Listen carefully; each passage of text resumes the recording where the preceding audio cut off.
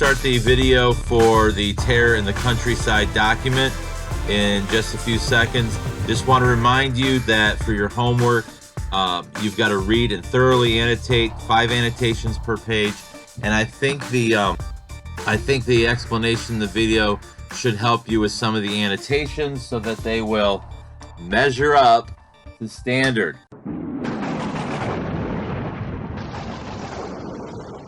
Ladies and gentlemen, I'm not playing a character tonight other than an ordinary human, but I do have a few characters with me, and we'll see who they represent as we go through this highly essential, a very popular word lately, highly essential document.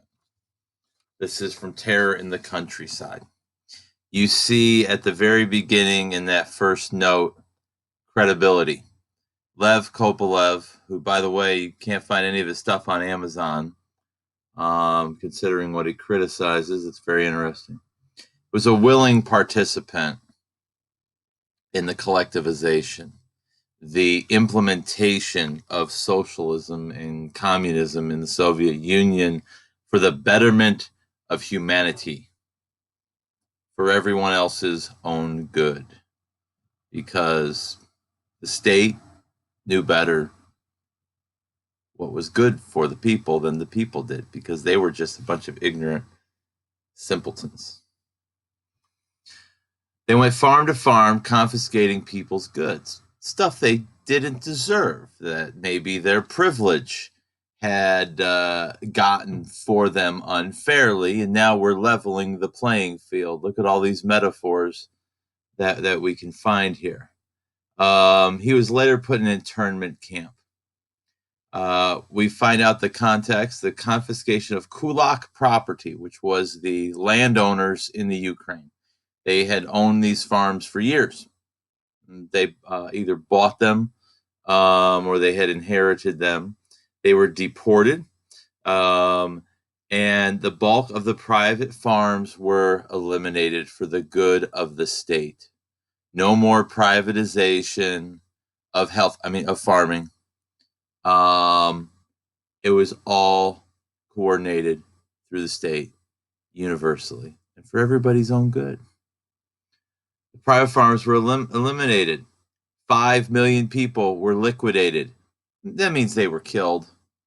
But if we call it a liquidization or a liquidation, it's not as bad to us. See how selfish we are with our language.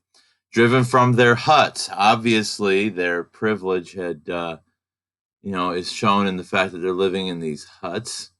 In the dead of winter, some of them killed themselves or were killed outright in battles, even involving whole villages, men, women, and children. So they did revolt, they did rebel, and they were brutally slaughtered for the good of the common good. Okay, for the greatest good, the greatest number, according to the state. That's a dangerous, dangerous line sometimes. What about the farm animals? They all died. State didn't take care of them.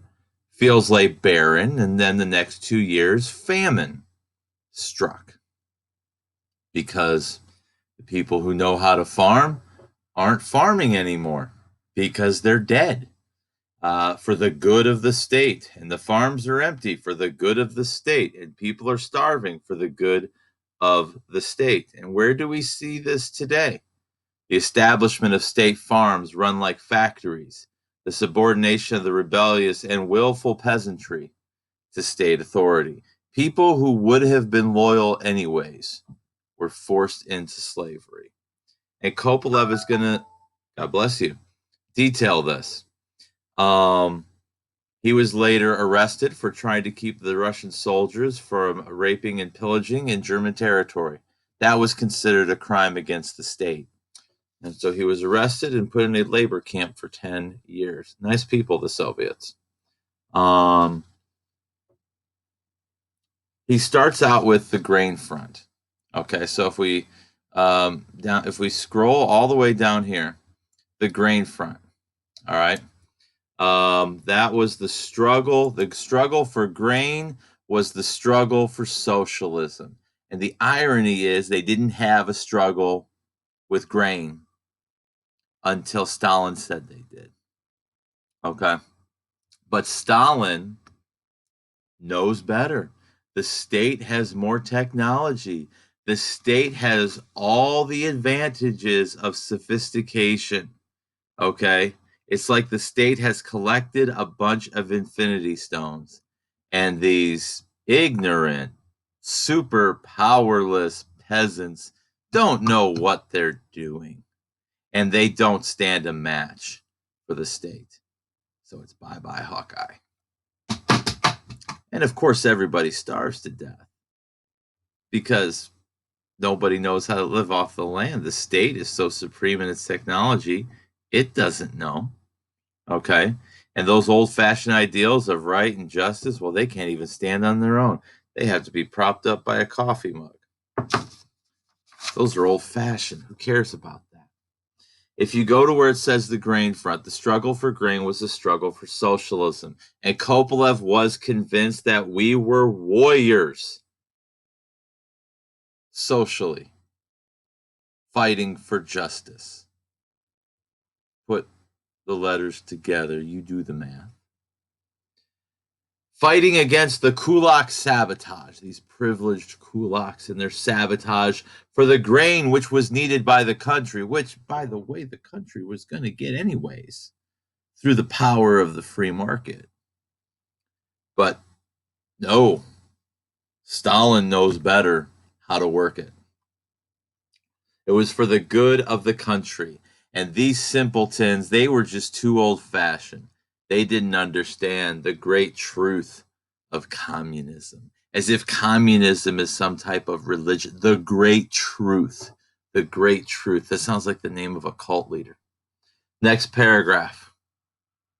The highest measure of coercion on the hardcore holdouts was the undisputed confiscation. We are going to take from you that which you didn't deserve to have in the first place, and you only got it by oppressing the masses.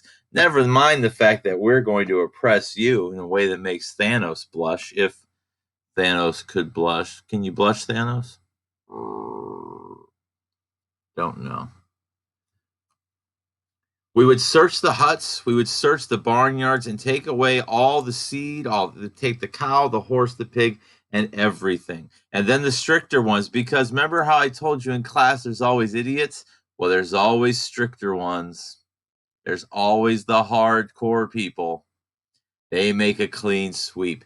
They take everything. Valuable surpluses of clothing, because that's going to help with your farming.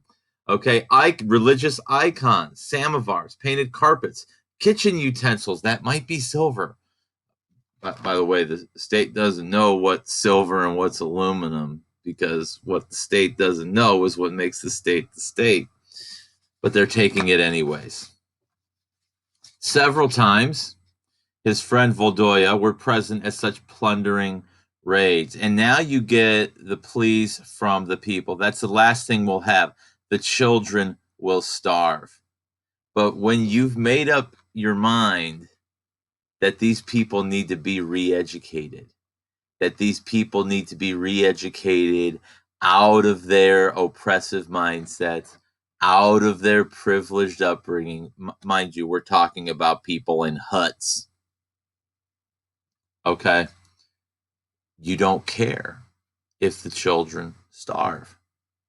Because if you don't care about the people you're oppressing, they're just abstractions. They're just kulaks. Okay, and we see this in Nazi Germany. They're just Jews. We see this in the American South in the 1960s. Okay, they're just blacks. They could go sit in the back of the bus. That's the mentality when you view other human beings as abstractions. When you believe any form of life doesn't matter, you can go to these types of extremes, and you can ignore the pleas of the children. Although you do have to appreciate the sarcasm of the Russian men. Hey, hang on, I'll take off my shoes. They're patched 3 times over, but hey, maybe they'll help the proletariat. Maybe they'll help the middle class. Maybe they'll help the state. You got to love the sarcasm in defiance of oppression. It's like when St. Lawrence was persecuted by the Romans. He was asked to bring the treasures of the Christian church to the Roman emperor. And he gathered up all the poor people and all the sinners that he could find and brought them to the emperor and said, truly, these are the treasures of the church. He's the first guy in history that was ever executed for sarcasm. His last words as he was being burned at the stake were, I'm done on this side. You can turn me over now. Again, defiance in the face of oppressors. You have to admire it. Next paragraph. It was excruciating, but he explained to himself not to give in to debilitating pity. Think about that. Today, has our politics become so divisive that if somebody on the other side experiences a tragedy or dies, some people would celebrate because they don't want to give in to debilitating pity. And we think we're better than history. We were realizing historical necessity. We've got the greater good at our fingertips. We have a revolutionary duty. We are special. We are devoted to our ideology. We are obtaining grain for the socialist fatherland. We are making war. We are warriors for justice in a social context. We know better than everybody else how to do their business, and it doesn't matter if we're bothered by what's happening. We are working for the greater good. And as Ayn Rand said, there's no limit to the amount of sin that you're willing to commit, the amount of atrocities you're willing to inflict for the greater good. Again, use this video to help you with your annotations.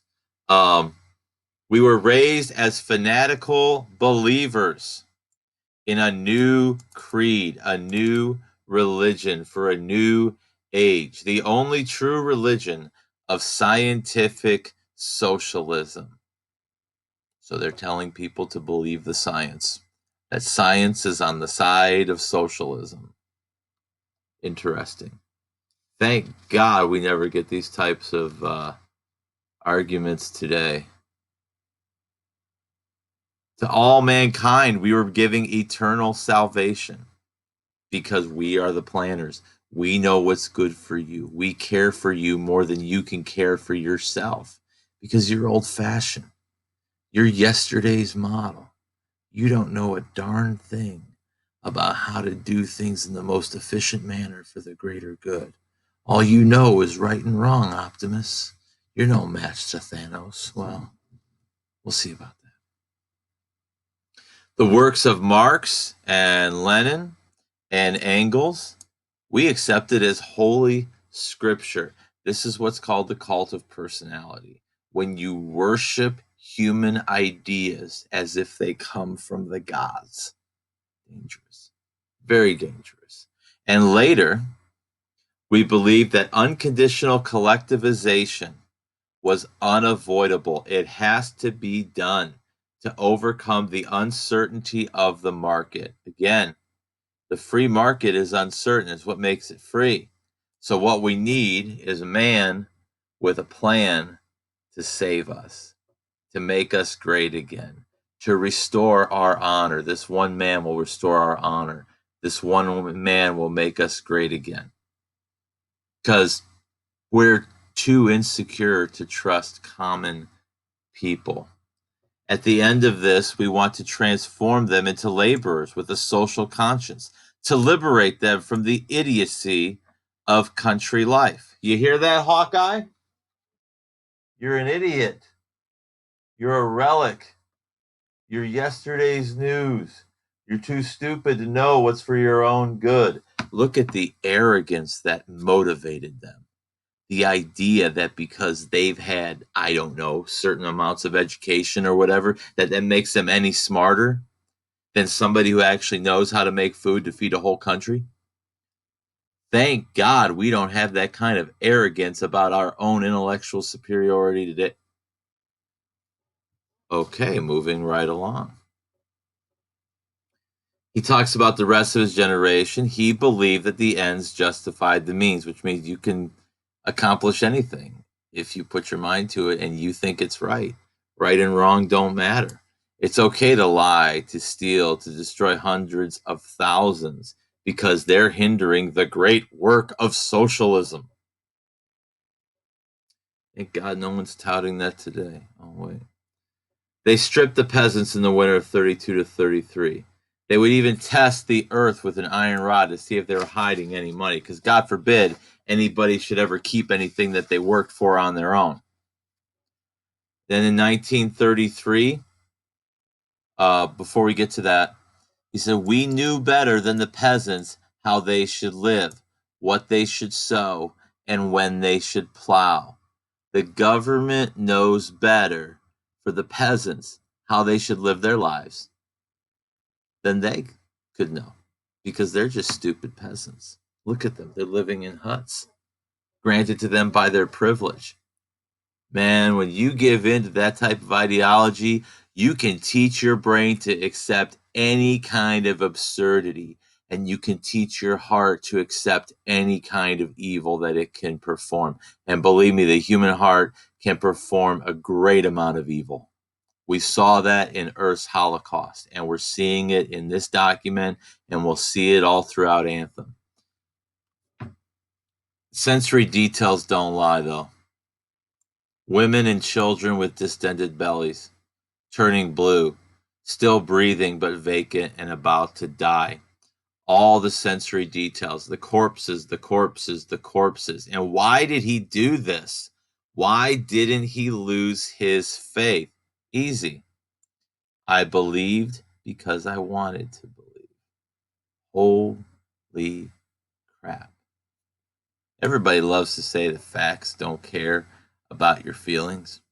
But if your feelings don't care about facts, if you let your feelings trump facts and reality, welcome to Ideology 101. When everything's got to serve your vision of justice for society that you're willing to make war for, logic doesn't apply, because everything is subservient to that twisted, fatal ideology. Boy, Basquiat was right. Trust liberty.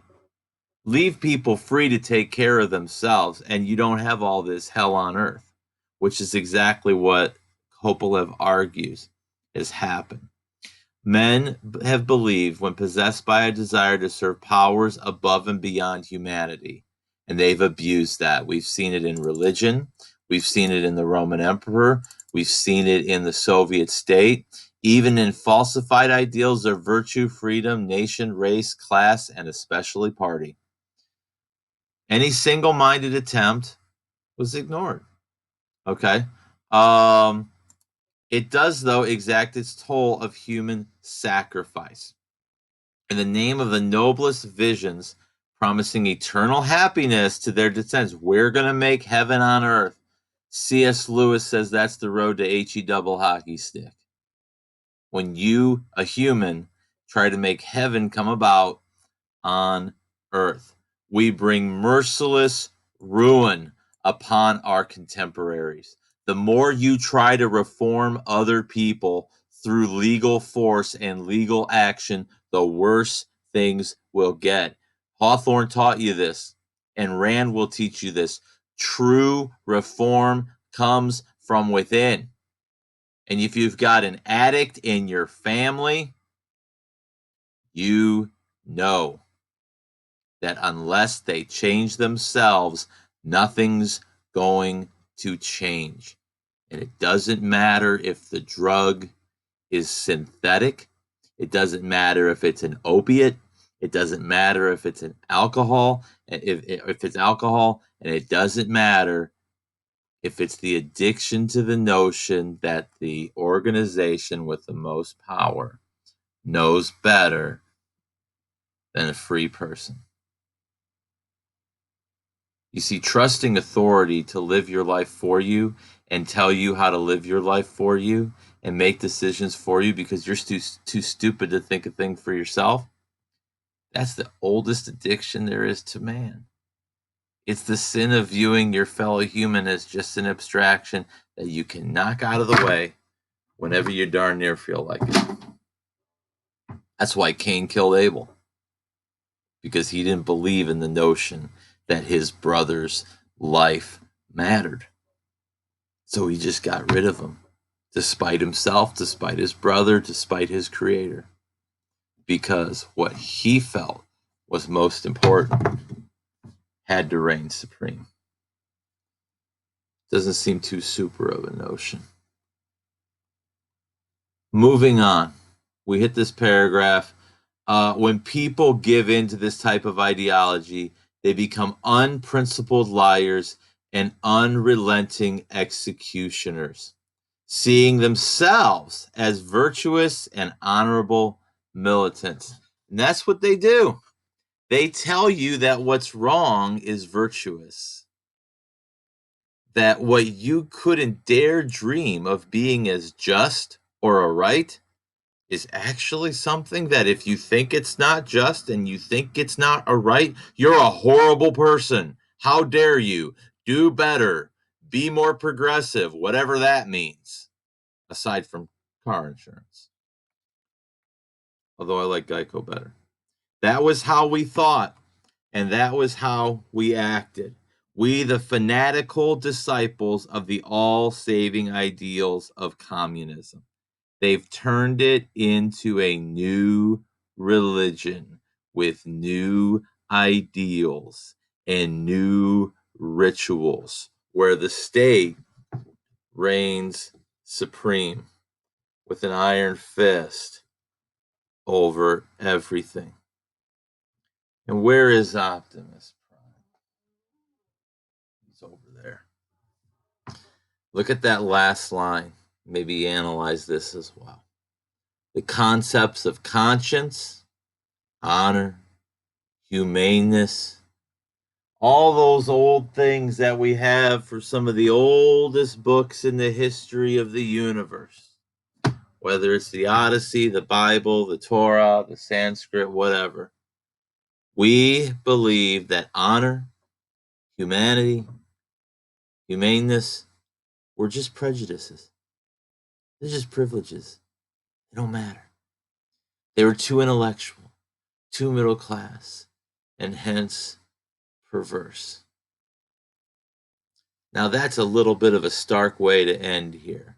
Before I get to our two questions that you've been waiting for, it does get better. It does get better. After 75 years of HE double hockey stick on Earth, this government that you see here, the Soviet Union, fell. And it fell to somebody that, because of people like John Paul II and Margaret Thatcher and Lech Walesa and one other guy that weren't afraid to stand up for honor, conscience, and humaneness. And you read one of them.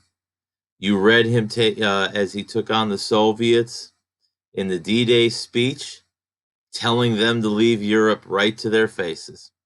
You read his speech at Moscow, touting freedom in the face of a statue of Lenin.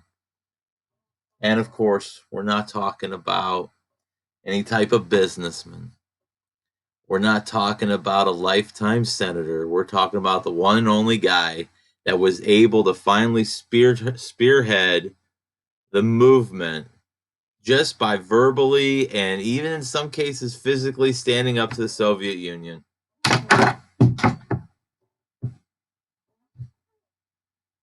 Ronald Reagan. More on him towards the end of this unit. So hopefully you've enjoyed this video. Oh, the two questions. Number one, what is your reaction to this document?